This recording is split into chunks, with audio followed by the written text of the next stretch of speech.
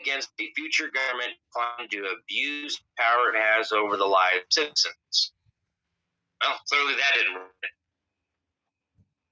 On June 8, 1789, Jackson, originally skeptical of the need for a Bill of Rights, introduced in the Congress several amendments to the Constitution that would eventually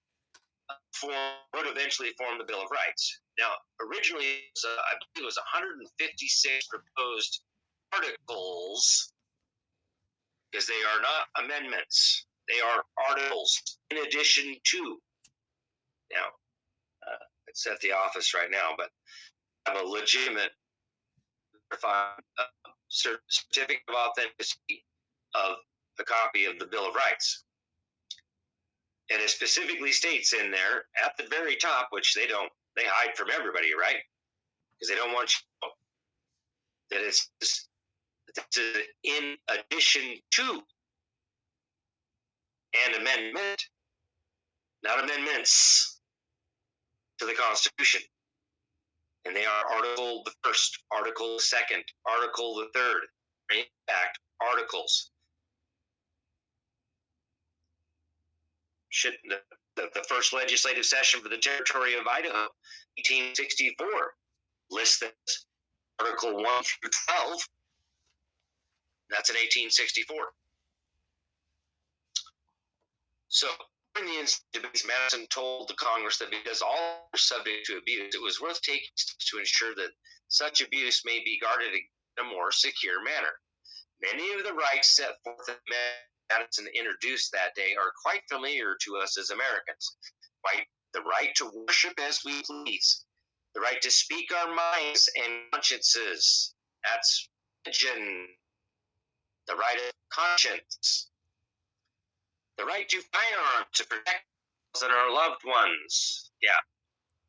Even clear back to the Virginia of 1606, it specifically states in there that we all have the right to arms while out on adventure. That's a whole other rabbit hole I can take you down. Because there's the argument, oh, no, that only has to do with you being in militia. No, it does not. That's a bar scheme. It's word salad. That's the bar trying to say, no, you guys don't have rights to keep and bear arms. No. Really?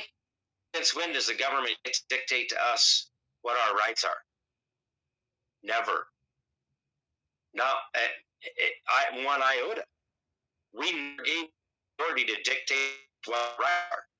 We dictate to them what our rights are. And they're the servants. We're the masters.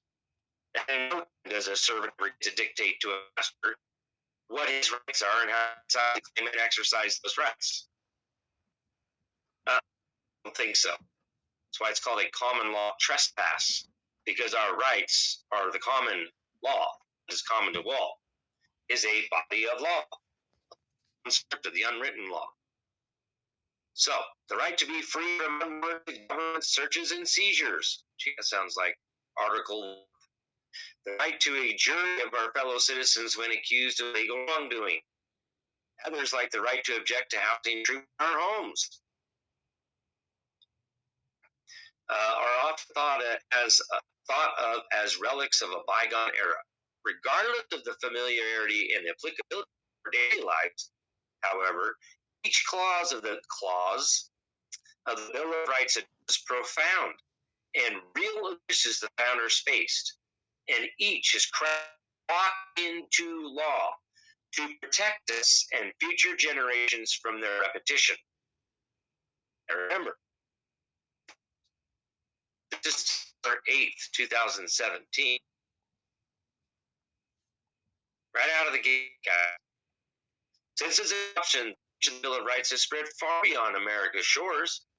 As George Washington rightly said, liberty, when it begins to take root, is a plant of rapid growth. For example, in the wake of the devastation of World War II, the spirit of the Bill of Rights inspired the United Nations General Assembly to adopt the Universal Declaration of Human Rights in 1988. Just like the Bill of Rights, the Universal Declaration of Human Rights is grounded